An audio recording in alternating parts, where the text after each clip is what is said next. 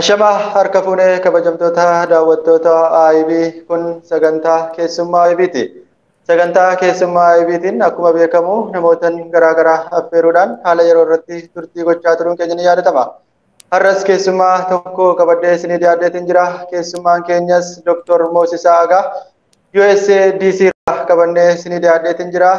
Egaan Dr. Moosisaa waamicha keenya kabajanii keessummaa IB taatanii argamuu keessaniif maqaa daawwattoota IBtiin guddaa galatoomaa isiniin jenna.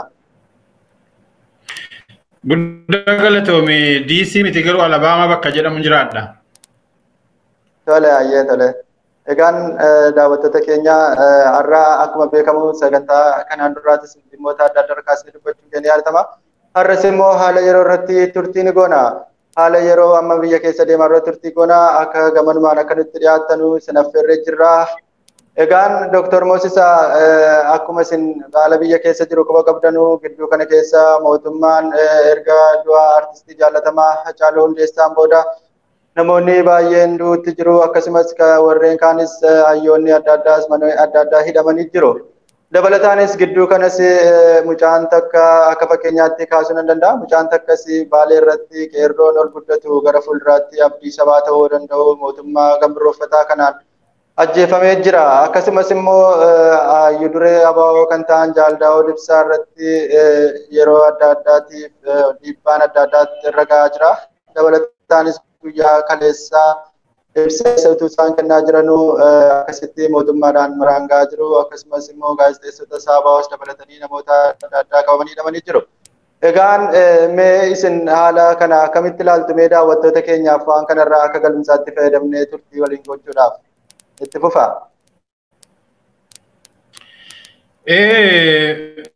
Mootummaan kun gaafuma aangootti dhufee waggaa lama ta'uu isaatii gaafa aangootti dhufu dimokiraatawaan ta'a jedhee dimokiraataa fakkeessee gaaffii uummata kan deebisuuf fakkeessee haa dhiyaatuyyuu malee oolee bulee otoo fagoo hin deemin uummata nan busha jedhu sana hidhuu dararuu ajjeesuu itti fufee keessumaa immoo karaa adda bilisummaa Oromootiin gaafa adda bilisummaa Oromoo Finfinnee seene sana ummanni heddumminaan bahee waan simateef sodaa waan irraa qabuu fi yeroo adda addaatti rakkoo adda addaa akka ture dhaabichi himataa ture miseensota hidhaa ture deeggartoota hidhaa ajjisaa ture baay'ee isaanii cufee dhaabichi keessatti rakkoo uumuudhaanii karaa dabaluusaa yaalii guddisu jira. Amma immoo keessa gama waajjira adda bilisummaa Oromoo yeroo ammaa kana cufameeyyuu jira.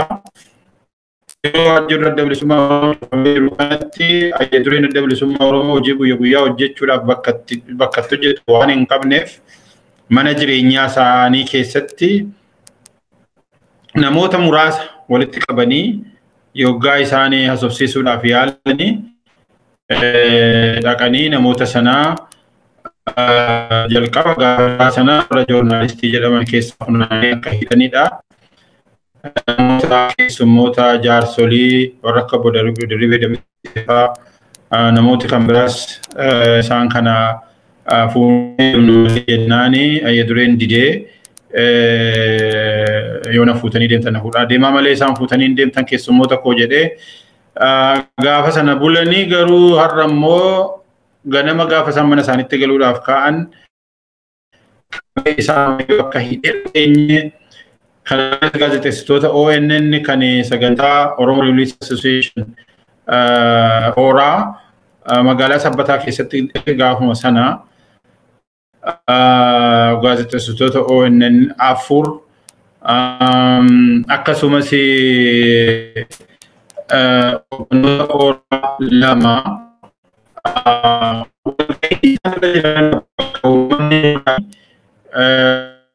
fuudhanii deemanii inni kutaa san arginudha. Kan nuti arginu immoo guyyaa guyyaatti magaalaa Oromiyaa keessatti hidhaatu jira, ajjechaatu jira. Kun akkuma akka jette kun baalee keessatti gurbaan midhaan ola deema ofiisaa yoo dhukkubsataa akka abbaan isaa dubbatetti jabinaani rukkutanii ajjeesanii suuraa isaa tokkollee argeera. Mucaan dudduuballee dhaabata malee ijoollee warra fuulduraallee dhaabataa hin jiru. Isaan maanta kan beekamu mootummoota darbanii hundarraa yeroo gabaabduu kana keessatti mootummaa faashistii mootummaa lubbuu dhala namaatii fi waa tokko ilaalcha tokkollee hin qabne uummata Oromoo immoo lafarraa balleessuudhaaf mootummaa kutate ta'uu isaatii kan of agarsiisaa jiru. Kana malees hogganoonni siyaasaa akka jiran beekna warra akka Baqqalaa Garbaa, Hamzaa Booranaa, Abaawoo keessaa warra akka Mikaa'el Booran, warra akka Kennasaa Ayyaanaa, warra akka Gammachuu Ayyaanaa. Isaan kun hundumtuu egaa kun hojii meeqa dabarsanii egaa filannoodha jedhee jira. Filannoo sana immoo ofuma isaatii dorgomee qophaa dorgomee ofii isaatii immoo warra isa wajjin harka reeba wajjin dorgomee qofaa mo'achuudhaaf akka kutate egaa uummanni Oromoo kana itti dhiisuu qabu kan jedhuun qaba.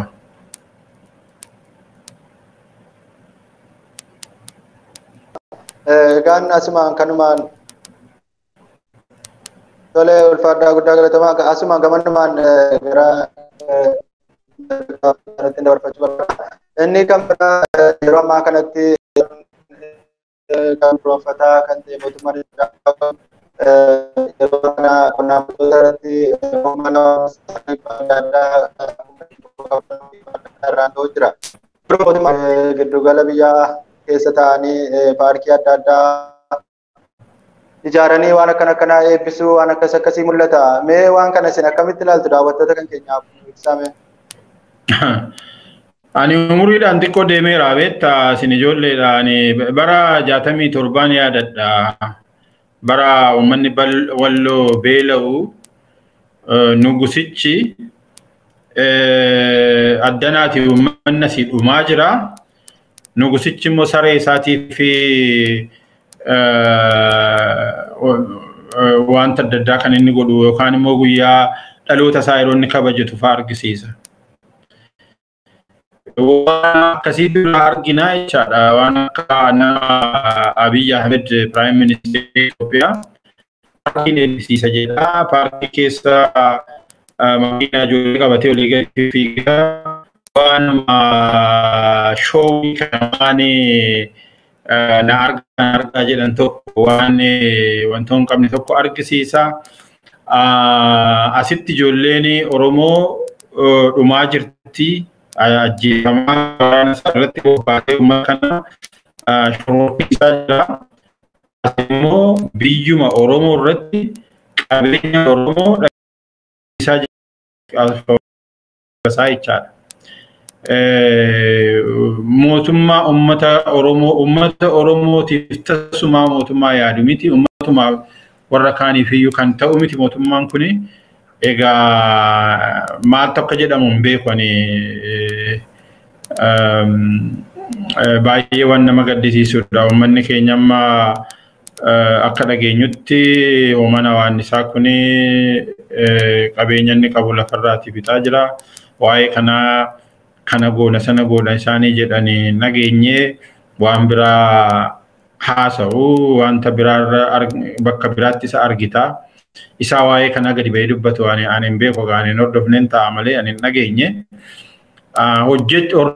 Dubbachuutu hin ta'in waan kana irratti resource mobilizii godhee karaa danda'ame hundaan qonnaan bulaa kana gargaaruun osoo jiru wanta kunoo masaraa mootummaa fa'aa haaromsuu paarkii fa'aa ijaaruu waan akkasii kanatti kan inni bobba'ee jiru baay'ee nama gaddisiisa. Tolega ulfaadhaa asumaan gama ajandaa keenya kan lammaffataatti dabarfannaa. Afaanis akkuma isin godhanu mootummaan ce'umsaa Oromiyaa keessatti hatattamaan dhaabbachuu hooggantoota dhaabbilee adda addaatiif akkasumas hayyootan adda addaatiin fakkeenyaaf Hayyuu Duree Jaal Daawud Ibsaan gadda ibsi kennamee jira mootummaan ce'umsaa Oromiyaa keessatti dhaabbachuu qaba kan jedhu akkasumas dabalataanis hayyootan garaagaraatiin akkas waamicha adda addaa dhiyaataa jira. Mee isin waamicha kana akkamitti ilaaltu? Qabiyyeen isaa maal fakkaata? Mee daawwattoota keenyaaf waan kanarraa naa ibsaame. Egaa qabiyyee isaallee warrumti labsanii otoo ibsanii wayyaa garuu baakgiraawundii masaa yoo ilaalle Oromiyaan yeroo kanaa keessa jeequmsa keessadha jirti. Akkuma sila dubbanne waraanatu jira. Guleelee Oromiyaa hundumaa fi kibba duwwaa miti amma almost bakka hundumaa waliin ga'ee jira. Kaaballee dabalatee bahallee dabalatee bakka hedduutti komaandi poostiidhaan bulaa jira uummanni. Hidhaatu jira, ajjeechaatu jira, dararaatu jira. Mormitoonni warri jedhamanii socho'uu hin dandeenye hoogganoonni isaanii hidhamaa jiru. Waajjirri isaanii cufamee jira. Fincilli uummataa akkuma ta'anii yeroo Hacaaluun ka'e sana dhaamsine jedhani malee yerootti ka'aa jira. Ammallee ka'uudhaaf deema. Wanta dhaabbatu miti wanti kun. Egaa baakgiraawundi isaa kanarra otoo hojjennee jirru mootummaan kun leejitimeesii dhumti isaa immoo raawwate. Maal jechuudha? Leejitimeesii jechuun mootummaan tokko waggaatti akkam akka of jijjiiru heeraaf seera kan keewwate jira. Kontiraata uummata wajjin seenu. Waggaa 5 ta'ee waggaa 5 sana keessatti filannoon sun deebifamuu uummata irra jiraata. Waan tokko sababni abbaan fe'uu fakkeenyaaf biyya keessa jiraatu kana keessatti waggaa 4 pirezidantummaan geggeeffama. Koronaa jedhani amma jarri koronaan kan Ameerikaa caalaa koronaan hin jiru amma seenaa. Garuu filannoo hin danda'u. Egaa yoo filannoo malee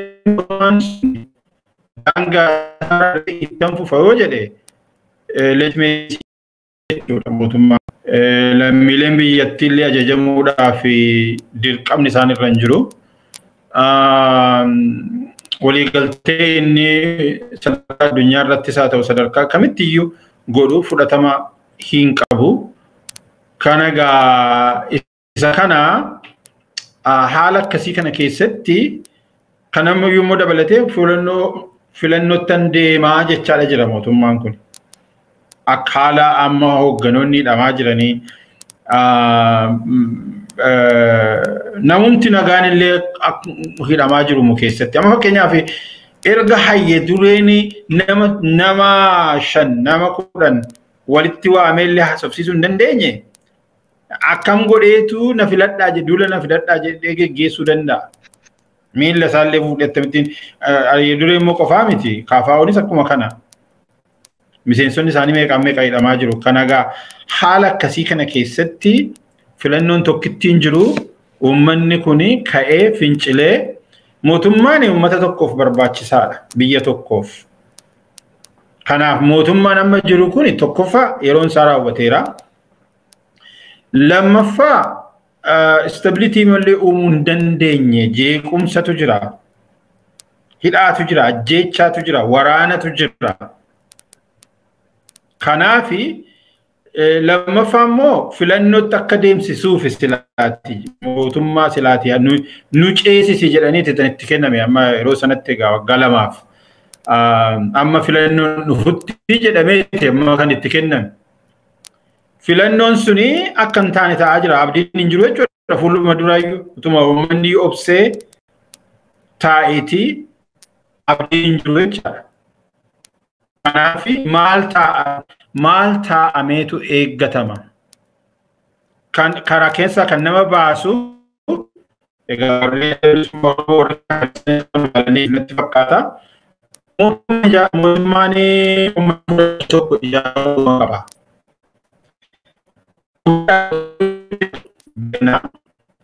Kun akkamitti mootummaan hin jiru jettan jedhee nama ajjeesaa jira. Nama hidhaa jira. Ammas immoo kanuma abdateetu jira humnaan. Mootummaan tokko mootummaan abbaan fedhe humnaan jiraachuu danda'a. Maal humnumaan bitaa turani warra akka Mangistuu Faasii, Mallas Faasii humnumaan jiraachuu danda'a. Mootummaa an nuti jennu legitimacy hin qabudha. Legitimacy amma hin qabnetti mootummaan immoo uummata kanaaf waan barbaachisuuf mootummaa ijaarrachuun barbaachisaadha. Mootummaan kun immoo mootummaa ce'umsaa ta'a. Kan gara ce'umsaatti, kan gara dimokiraasiitti, mootummaa uummataatti kan nama ceesisu ta'a jechaadha. Kana dhaabuun dirqamumadha. Wanti kan biraan mootummaa malee akkasumatti hin taa'u ta'ee malee mootummaa harkuma isaatiin itti offee kana callumadhanii buluufiin barbaachisaa miti jechaadha. Eenyurraa dhaabbata diiteelii isaa jara warra yerootti walii galamu warra itti walii galu sanatu jaarmiyaalee siyaasaa irraa dhaabbachuu danda'a. Civic organization ofitti dabaluu danda'a. Erga irratti walii galame booda biyyattii sana keessa egaa mootummaa ce'umsaa yeroo jennu adda bilisummaa Oromoo fa'aa kan isaan jedhani mootummaa ce'umsaa Oromiyaati. Kan empire sanaa miti amma kan odeessaa jiru. Kanaafuu dhaabbileen siyaasaa Oromiyaa keessa socho'an hundumtu walitti dhufanii yoo barbaachisaa ta'e warra civic organization namoota beekamoo isaa ta'u warra bosona keessa lolaa jiranis haa ta'u inni sun egaa irratti haasa'ama. Eenyu fa'i kan ijaaru akkamittiin ijaarama charterii transitional chapter attamii qabaata inni jedhu jechaadha. Kana gochuudhaaf jalqaba garuu kan ta'uu qabu mootummaa sana akka ta'an ta'anii dirqisiisuutti barbaachisaa. Tumti addunuma teessee mootummaa ce'umsaa jettee fi mootummaan ce'umsaa siif hin dhaabbatu. Maaliif mootummaan sun ani jira jechaa jira. Ani jira, anatu jira, anatu si bushaa, na jalatti bultaa jechaa jira. Lakkiin si jalatti hin bulluu jedhee uummanni suni finciluu yoo danda'e malee mootummaa ce'umsaa afaanumaaf jettee fi wanti sii ta'u hin jiru jechaadha. Egaa kanuma puushii gochaa jiru kan nuti beekuu qabnu wanti isaan jedhan kuni wanti karaa adda bilisummaa Oromoos ta'e I think KFO'nis ifatti gadi ba'ee labsiin iyyuu malee ittuma walii galanatti fakkaata. Kan isaan jechaa jirani nuti ajandaan keenya kanadha. Kana irratti qabsoofna. Mootummaan ce'umsaa akka dhaabbatu jenneetu qabsoofna. Ajandaan keenya kana jedhanii irratti qabsaa'u jechaadha malee arruma mootummaa ce'umsaa waan jedhanii fi ka'aniituma mootummaa ce'umsaa dhaabu jechuu miti. Isa kanadha kan gaaffii keessi deebisa ta'e hin beeku.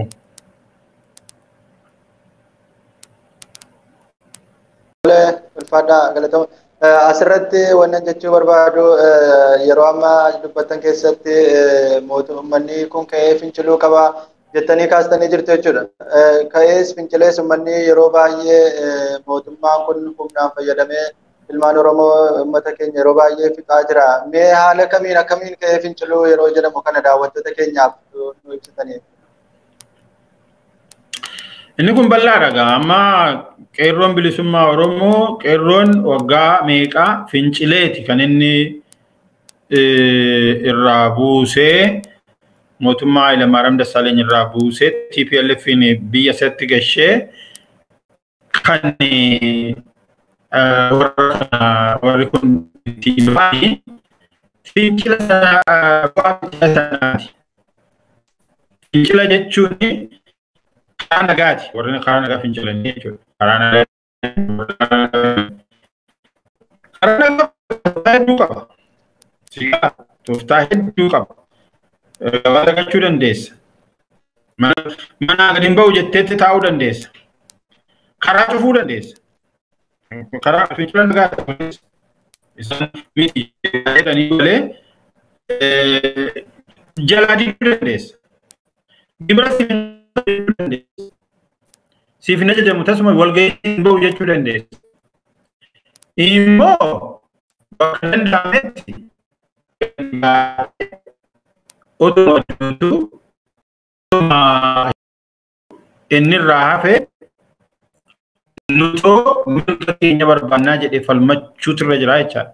Falmachuu danda'a. Hiriira ba'uu duwwaa laala namni. Gadi baatee hiriira baatee iyyuu.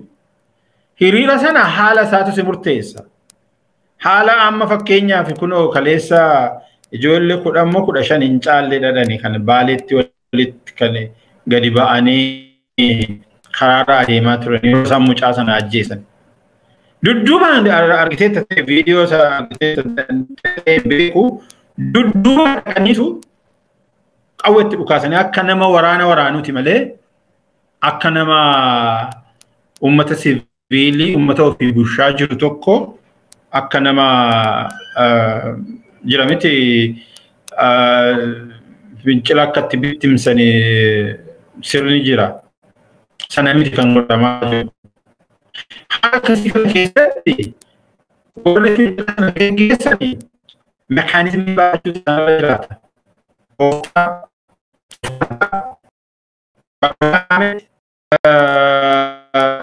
Fuuldura baatee sin barbaadu si jibbeetti falmatta.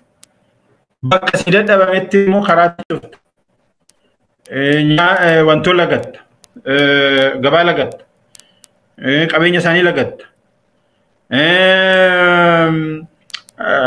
Kanaan dura maali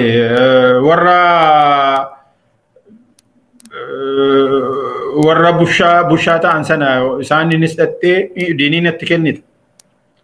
Akka uummanni isaan lagatu goota. Akka uummanni isaan jibbu goota. Warra bushanii jechuudha. Warra poolisiis uummata kana ofitti deebista. Kuni qabsoo walirraa hin cinnedha malee amma adda bilisummaa Oromoo yeroo mootummaa ce'umsaa jedhu mootummaa ce'umsaa dhaabna maqaa jedhuun qabsoo eegallee jechuu isaati malee harruma kana qabsoo mootummaa ce'umsaa jenneeti kunoo mootummaa ce'umsaa dhaabnaa jechuu miti. Mootummichi tolee hin jedhu garuu hin dirqama. Yoo ati dirqisiiste hin dirqama. Yoo ati teessisi bita. Kan amma filannoon jiru hin teenyamoo hin falmannaadha. Adda bilisummaa Oromoo kan isaan jedhan ijoollee dheengaddaroonni dubbatu dhagayeera. Warra nu bareedu nutti yaa'e. Haa hin dandeenyu callisnee. Kanaafuu falmachuudha qabnaadha. Kanadha. Kanaafis immoo inni kunillee kan fincila karaa nagaa miti. Waraanni bilisummaa Oromoos immoo jira. Waraanni bilisummaa Oromoo abdii siigala. Warra nagaatiin qabatan fincila karaa nagaa jedhanii garuu akkuma kana immoo warri danda'ani waraana sanatti dhaqanii adabamani. Akkuma kana immoo waraana sana gargaarani. Siigala. Waraana sanaafis immoo maallaqaa kennani gargaaran. Siigala. Biraa dhaabbatan. Information kennaniif. Siigala. Kanaafi kun hundumtuu wal qabateetu deema gaa. Wal qabateetu deema. Gaafa sana mootummaa sana dirqisiisuu dandeenyaan mootummaan ce'umsaa jedhamu kun sababa inni ittiin dhugoomneef hin jiru. Yoo dirqisiise garuu afaanuma ta'ee hafaa jechaadha. Kanaan akkan ilaalutti.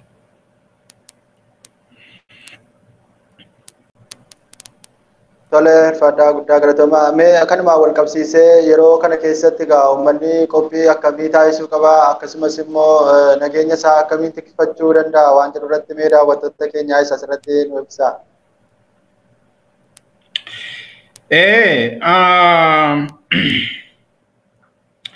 Inni jalqabaa akkuma sila kaase taa'ee eeggachuu hin qabu. Finciluu qaba. Finciluudhaaf uummattan godha ijaaramuu qaba. Inni jalqabaa. Of ijaaruu qaba. Ijaaramuu qaba. Karaa ijaarsa isaatiin ijaarsi biyya keessa karaa adda addaa jira. Jaarmaalee adda addaa jalatti ijaaramuu danda'ama. Qeerroo bilisummaa Oromoo jalatti ijaaramuu danda'ama. kuno koreeni fincilaalee dhaabbateera jedhama isa jalatti illee ijaaramuu danda'ama ijaaramu erga ijaaramee booda immoo namni dhufee si bilisoomsu hin jiru irratti hirmaadhu adda bilisummaa Oromoo miraakilii miti yookaan immoo kaafaawwan miraakilii miti eenyuyyuu dhufee namni si bilisoomsu hin jiru ofii keessa gantaa baasii itti deemi fincilteeti kan sadarbe sana mootummaan Tigree kan lafaan buqqaanee fakkaataa ture kan ofirraati fonqolchite fincilteeti ofirraati kaasi callumatti hin taa'in kan biraan immoo kan inni gorsuu qabu uummata keenya kana hidhannoo kee hin hiikkatin hidhannoo yoo qabda ta'e kan qabu yoo gaamma akka ta'e hin beeku malee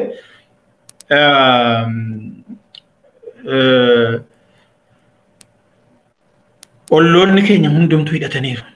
Hin hiikkanne silumaa takka warra Amaaraa fakkeenyaaf hin hiikkanne.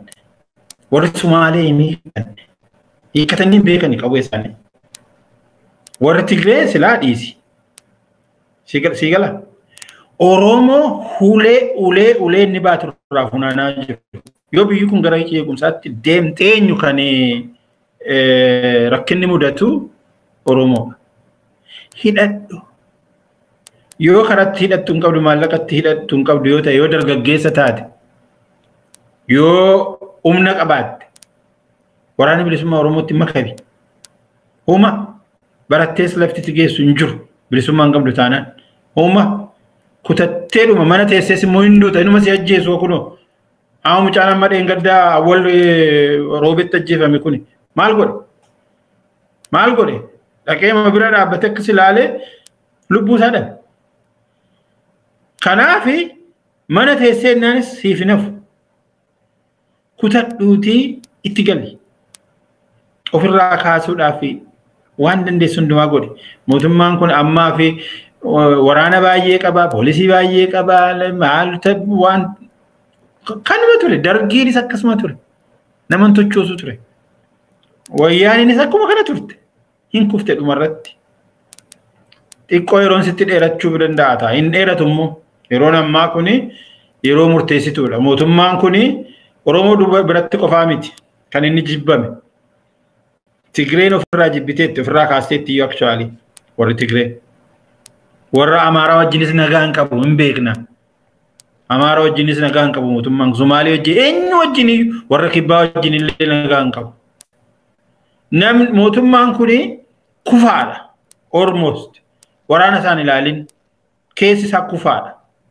Waraanni keessa isaa information dhageenyu waraana gidduutti illee lolatu jira. Yeroo amma gadi qabanii ukkaamsanii akka inni gadi hin baane godhaniitumadha wantoota ta'aa jiru malee lolatu jira. Maaliif hundumtuu sabummaadhaanii saba isaatti wal harkisa waan ta'eef. Kanaaf mootummaan kun qawwee inni qabu kana akkas ilaalaniitu jabaa fakkaata malee jabaa miti. Hin kufa. Akka yeroo darbee sana hin ta'u hin kufa. Kanaafuu jabaatee ofirraati kaasuutu irra jiraataan jedhanii.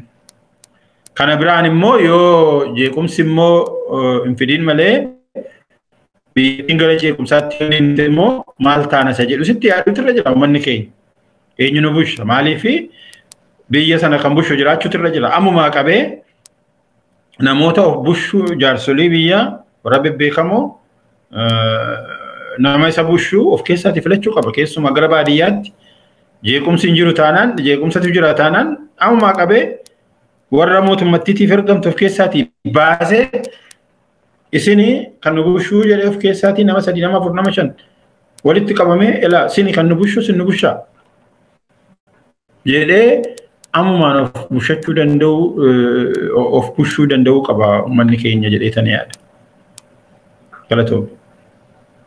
Tole fada galatooma kanumaan wal qabsiiseen ammas immoo shoorri paartiilee Oromootii fi akkasumas hayyootan Oromoo yeroo kana keessatti maal ta'uu qaba laata? Paartiileen Oromoo gaa murteessoodha. Ani dhugaatitti muudhaaf dhiifama naa godhe gaa malee ani paartii jedhamu paartii malee jechuudha. Kun ana dhagaa ani hin beeku waan tarii waan tan hin argineeti jira yoo ta'e hin beeku malee paartiin ija qabu paartii lamadha. Paartii ABO fi KFO'dha. Paartiin bilisiginnaa jira paartii miti inni mootummaadha. Mootummaadhaan uummata biratti jibbameera. Paartii yoo jennu waan ajaa'ibaa miti paartii ABO fi KFO'dha. Ani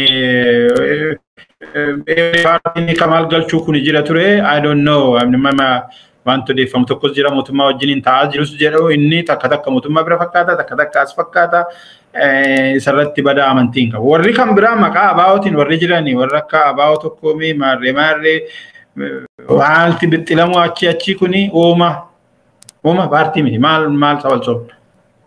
Kanaaf paartii lamatu jira. Isaan kun lamaani akkama dhageenyutti haaluma gaariitiin waliin hojjechaa jiru.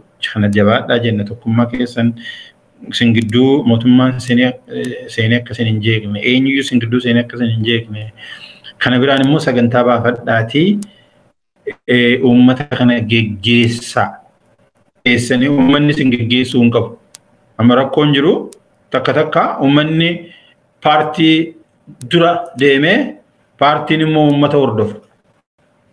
Eegala uummatatu paartii sana hordofatu hin ta'in paartichatu uummata hordofa waan uummanni gaafatudha duukaa bu'eetu hojjetaa jechaadha akkas ta'uu hin qabu karaa agarsiisuu qabu kun akka madda bilisummaa Oromoo godhe kan eegala karaa kana goona jedhanii uummata kana ilaa akkas goona kana irraan deemaa jedhanii argisiisuu danda'uu qabu. Ofii isaanii immoo dura deemanii dura wareegamanii uummataaf dura wareegamanii uummati sun immoo isaan booda deemee akka wareegamu taasisuu danda'uu qabu. Uummata kana immoo ijaaruu qabu. Ijaaruu inni kun murteessaadha. Ijaaruu qabu. Nu warra biyya alaa jirru immoo paartilee sana warra lamaan sana tuun ta'een ijoollee keenya warra biyya bosona jirtu isheen egaa amma paartiis miti jarri kuni isaan kana inshuraansiin keenya jira kanadha ani dhugaan sitti hima abbaan fedhe haa kufu haa ka'u paartiin haa kufu haa diigamu maal jedhamu jarri kuni lubbuu isaanii of kennanii warra bosona seenanidha jarri kuni gargaaramuudhuma qabu sii gala jara kana achitti gannee teenyee nuti amma warra ani komiin qaba uummata biyya alaa jiru kanarraa dhugaa sitti himu. Babli duukaa fiiga namni babli roon siin jedhu qoffoo jira miti duukaa fiiga. Waa bakka silaa dhibu bakka silaa barbaachisaa bakka barbaachisaa baay'een taanitti maallaqa isaa yeroo inni dhangalaasu fa'aa argina. Sigala waraana kana haa gargaaru kan jedhu nama xiqqaadha. Isa kana irratti dallansuun qaban dhugaan sitti himu. Meeqan keessantu waraana kana gargaaruudhaaf of kennitu. Meeqan keessattu waraanni kun haa gargaaramu jettu. Isa kana ammallee gadi jabeessanii muu barbaada. Egaa paartilee warri karaa nagaa jedhan immoo yaalaa ma jiru akkuma kanaan itti hafuufan hin jedhaa mootummichis keessaa hidhaa argite nama keessaa hidhaa amma kaleessa waajjira Yeeduree keessatti namoota lama isaan qabanii hidhan keessa tokko kaameraamaanidha lamaan isaanii. Egaa hojii madhaaba kanaa agaaguleessuuf waan biraa miti bara. Kuno nama kan warra kana sin jalaa hin maaliin waa waraabbattu maaliin waa gootu jedhanii ittumaan dadhabsiisuudha. Warra ija ta'an keessaa qabanii hidhu.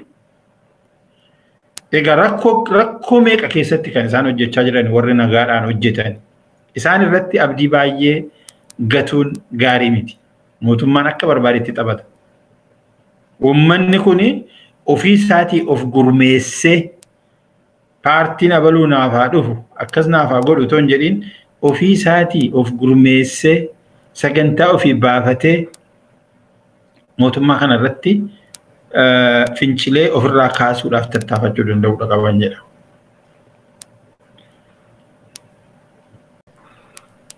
Talaga ulfaadhaa yaada bal'aa naa kennitanii jirtu. Mee Dooktor Asumaan gamanumaan immoo amma gara gaafii dinagdee takka isin gaafachuun barbaada daawwattoota keenyaaf akka nuuf ibsitanuuf. Mootummaan Itoophiyaa akkuma isin quba qabdanu yeroo ammaa kanatti nootii maallaqaa jijjiireetti jira jechuudha. Yeroo kanatti nootii maallaqaa jijjiiree jira akkasumas dabalataanis immoo nootii maallaqa kana namni harka irratti argame maallaqa takka tuqaa 5 miliyoona takka tuqaa 5 namni harkatti argame akka saamamu waan akkasii faa jedhee waan akkasii faa labsii kanas labsee ture. Mee barbaachisummaa dhumti nootii kana yeroo ammaa kana keessatti jijjiiruu maali waan jedhu daawwattoota keenyaaf tarii muuxannoo tarii mootummoota darbanii daawwattoota keenyaaf ibsame. Ani baruma mootummaa dargii yoo ta'u bara mootummaa dargii fakkeenyaaf jijjiirameera bara mallasis jijjiirameera maallaqni akka kana yeroo gabaabduu keessatti ji'a tokko akkas keessatti amma kana jijjiirra jedhaniituma isaan namni mariisifamne wanti isaan achirra naqan sunillee waan tokko mariin irratti hin godhamne barbaachisummaan isaallee namni quba qabuun jiru kan nama dhibu. National Bank of Ethiopia ni silaati dubbii kan adda durummaadhaan kan geggeessee jijjiiruudhaaf itti gaafatama qabu hin beeku. Nu waa'ee jijjiiramuu isaa hin beeknu jedhaniitu dhalabsan. Warri Biheeraayi Baankii jechaadha. Isaan sila abbaan dhimma. Egaa eenyutu akka hojjetee beekamaadha. Biyyattii kana muummichi ministeeraa namicha ofiin jedhu Abiy Ahmed kuni qabeenya dhuunfaa isaa godhatee jira biyyattii Itoophiyaa jedhamtu kana. Waanuma barbaade ofiisaatii murteessa. Waanuma barbaade hojjeta. Kunoo paarkii hojjeta. Sana hojjeta. Kan hojjeta. Isa gaana amma bilxiginnaadha. Saafi gaama badhaadhii nagaa kun. Kunooti jijjiiruun. Keessa immoo darbanii maal jedhu? Nama 1.5 miliyoonii oli nama qabatee harkasatti qabatee argame hin saamii jedhe. Sirraa fudhataman jenne. Yoo argitee saamiitii ofii keetiif olfadhu jedhe waraana isaatiin. Kuni waanuma takkaa addunyaa irratti dhaabamee beekne. Sana booda maal godhe waraanni nama kuma sandoo qabu fa'aa kuma digzaamutti ka'e. Seegalee? 1.5 sana yunnanne maaliif green light maaltu 1.5 maaltu silaqata amma egaa maal kun seera wanti jedhamu biyyattiidhuma sana keessa hin jirtu. Lammaffaa immoo ani economistii miti garuu economic benefitiin isaa akkuma kana jarjartii ani immoo ni godhanii ani inflationii fiduudhaaf yoo ta'e malee argitee maallaqa kana ati mootummaa yoo taate akkuma barbaadde gaafa uummata saamuu barbaaddu nootii waraqata kana maxxansiteetumadha uummata keessa raabsita. Sana booda diivaaluweet ta'a maallaqni ittiin bittu suni kun amma birrii meeqa 40 meeqa 5 ormooti gara 50 siqeera daalaarri tokko. Ammuma mootummichi maxxansee callumadhee itti dabalu kana gatiin maallaqa kana maallaqni kun gatii dhabaa deemaa jechaadha waraqataa jechaadha waan tokko gatiin waan tokko siin bitu jechaadha. Kuni maal akka ta'e yani egaa amnaati yani economistii miti garuu maal akka ta'e garuu waan badaa naa galaa hin jiru.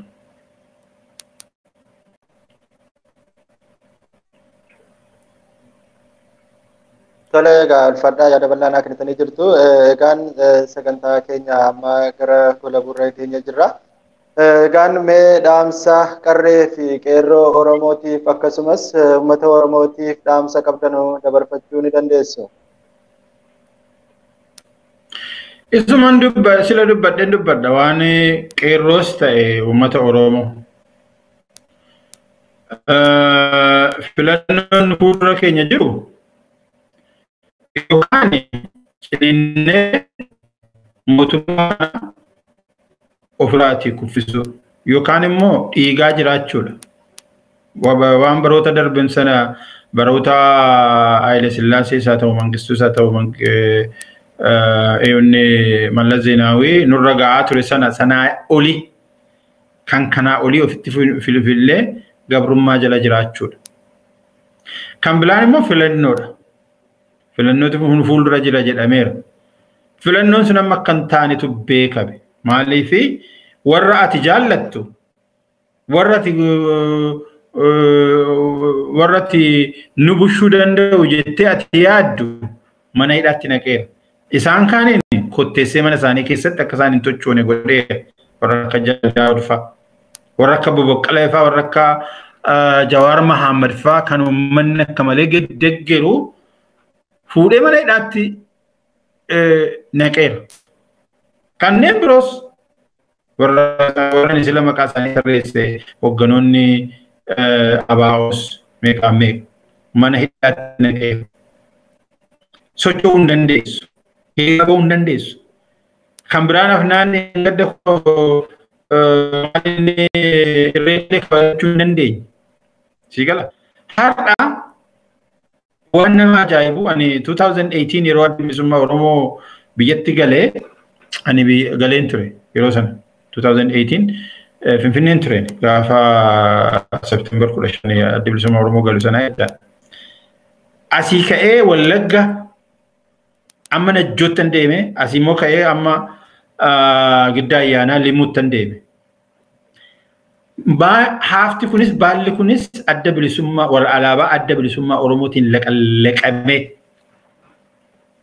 Maal sitti argisiisa? Ummatichi kan inni fedhu sitti argisiisa. Fedha ummatichaa. Nuti alaabaa muraasa harkatti qabannee deemnee turre. Ijoolleen nu qabanii mormatti nuudhaan nurraa fudhachuudhaaf hin jaallatu alaabaa sana. Nuu kennaa malee. Isin dhaxxanii bitattu nuu kennaa malee jedhanii ijoolleen nu faana deemanii alaabaa nuu kennaa jedhanii ijoolleen nuuf duukaa fiigu. Amma sun takkaan jiru. Maayinni waltajjiileen magaalaa Naqamtee, Dambidooloo, Gimbii, eessa lafti ati argitu kun hundumtisaa waltajjiin kun muktisaa maaloon isaa hundumtu alaabaadhaan inni dhimmi kun haadha isaa haqanii balleessan. Egaa ilaali alaabaa sana eenyu kan akkas godhe uummata hin barbaadaa fi hin jaallataaf. Si gala ammoo isan ni jaallatu kanadha irraa dhowwan. Har'a ati alaabaa adda bilisummaa Oromoo qabattee adeemte yakkamaadha. Yakkamaadha. Siree mana hidhaatti si gashu. Isuma adda bilisummaa Oromoo seerawaadha jedhamee jiru kan alaabaa isaa qabattee deemuu hin dandeessu. Magaalaa Finfinnee keessa dhiisiiti magaalotuma kun Naqamte keessa Amboo keessa alaabaa adda bilisummaa Oromoo uffattee deemu yakkamaa si taasisa. Egaa akka kanatti jiraattaa Oromoo. Akka kanatti jiraannaa kana fudhannee jiraannaa tasuma ta'uu hin qabu.